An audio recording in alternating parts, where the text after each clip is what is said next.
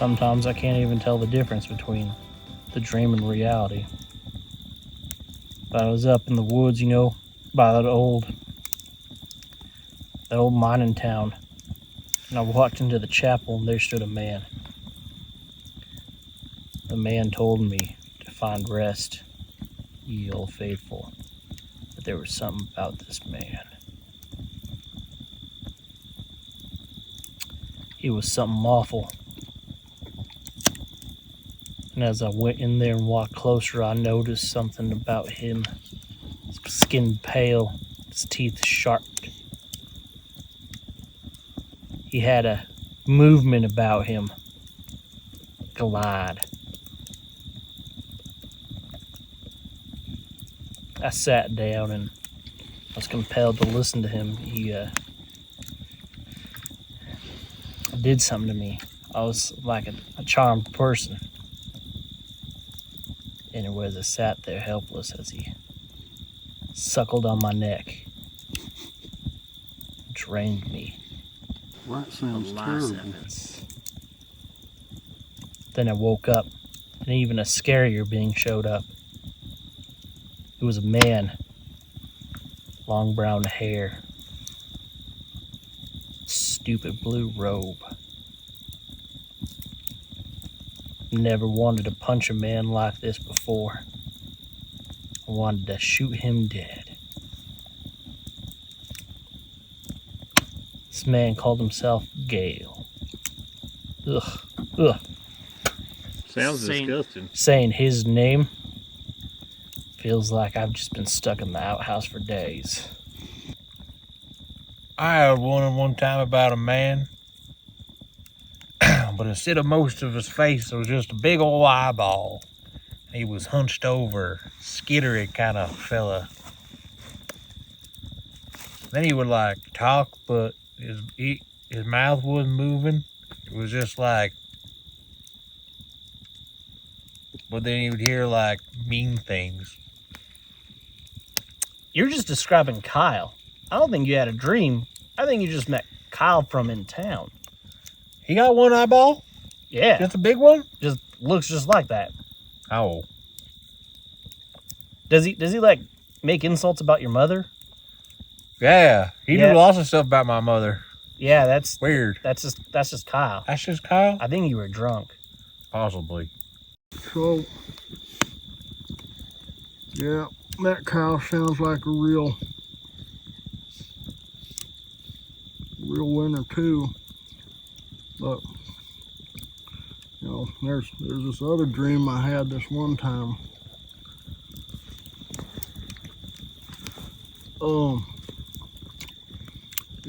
You ever seen a horse with like a horn in the middle of its face, like right in between its eyeballs?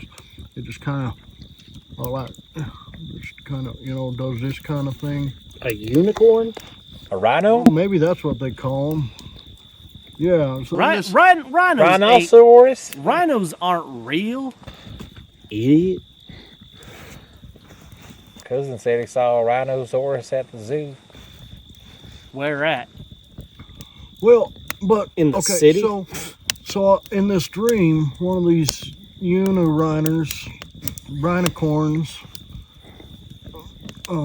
got into my that herd of horses I used to have, those Mustangs that we rounded up a few years back. One of these unicorns came in there, but he started stabbing the daggummed Mustangs, just left and right, like through the necks, and then doing ungodly other things. When I ran out there to chase them off, started shooting and hooping and hollering, daggum thing sprouted wings and flew away into the sunset.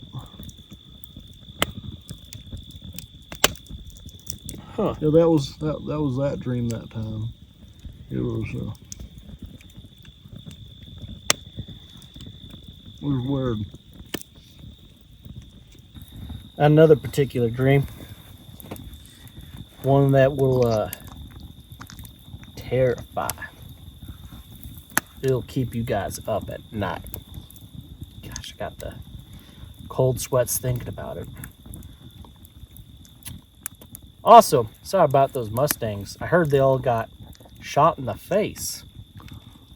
Well, no, that happened in real life, not in the dream. Yeah, I was saying like, kind of person would shoot a horse in the face. Am I right? I mean, Yeah. yeah, you wouldn't want to shoot it in the face. Monsters. Yeah, shooting horses in the face. Who would do such a thing? Anyways, my dream. I was in my homestead, right? Going to get some biscuits and get a drink for the morning before I head out to do, you know, my duties of posse running and so forth, getting ready for that train robber we had. And when I went to grab the bottle, it growled at me. Because see, it wasn't just a bottle. It was mimicking that whiskey. And when I went to grab it again, because I thought maybe Matt's moonshine over here was just a little bit stronger than I was used to. And I was like, there's no way. It does have a bite to it. It does. But this was different. Because when I grabbed the bottle, it opened up and had a mouth and bit my hand clean off. And then it sprouted up legs and walked away, and I'm pretty sure it ate the neighbor's dog. That's quite a bite. Yeah, it definitely wasn't whiskey. Interesting. Don't know what I'd call the creature. I'd call it a pretending to being thingy. A pretender, maybe? A pretender. Yeah, pretender. Because it really mimics the thing that you're trying to do. A pretender. That's a good name for it. I had a dream about it was like a big old floating head, and it looked at me, and then another little eye looked at me, and then another one. And darned it if there weren't like, I don't know, a dozen or so, maybe more, little eyeballs just stared at me, one big one with a smile. You ever have a nightmare like that? Nah, but I'm sure that was a sight to behold. Was. Yeah. I think I'd call that creature a looker. Looker. Yeah. Was Really it like looking good at you. looking at least? No. The seeing eyes of the orb. The looking orb, I guess. The looker orb. Looker orbs? Yeah. With little looker orbs right around it. Oh, fearsome thing. Sounds terrifying. Fearsome.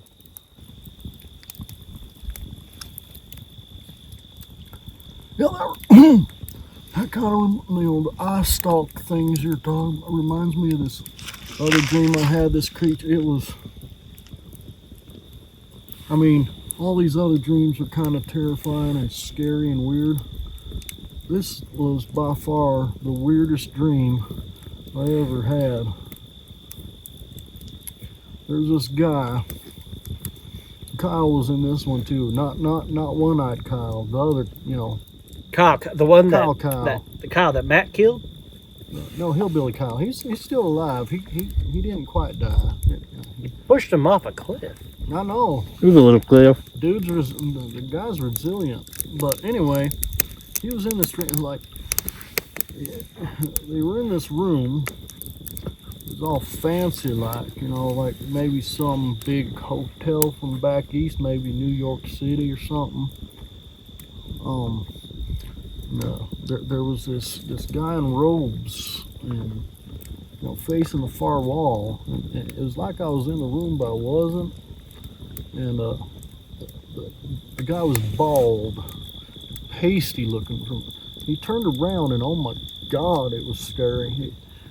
When he turned around, he had these dark eyes with glowing yellow and red, irises that just pierced your soul.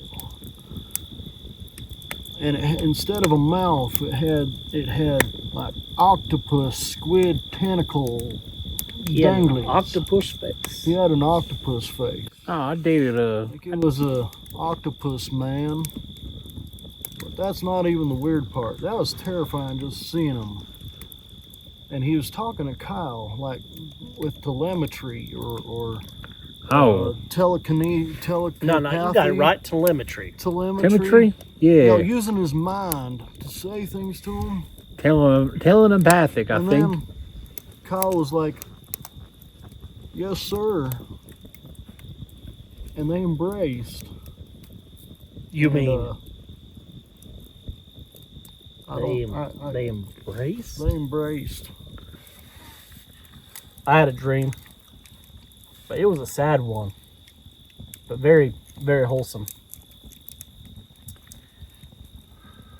It was a dream. Me and some companions, we were trying to get some gem, and this gem was evil. Started pulsing and radiating dark magic. Wow. That sounds terrifying. It was bad. We were getting one. We were getting it handed to us. And I thought we were gonna die in the dream. I thought the gem was gonna be our doom. But then, out of nowhere, a green feller who we called friend, I think one of my compatriots called him Fart Buckle. Fart Buckle walked off to the gym, and he grabbed it and he looked at us and said, "I saved friends," as it was tearing him apart. His last words is, "I am happy." That little green fella gave his life for us. And then I had to pee and I woke up. Yeah. You guys see in the broadsheets, the paper, there's this feller, I don't remember where it was, but he found these bones that had basically turned to stone, had been buried in the ground for a while. Called them dinosaurs, dino beasts. You know what I mean, like giant, terrible lizards. Well, I had a dream about, I think it was one of those. It was kind of, I don't remember where I was, but I saw off in the distance it was a man. Big, like, no, he was more, it was a dragon man. No, it was a dragon. And apparently his name was Trogdor. And he had the craziest call.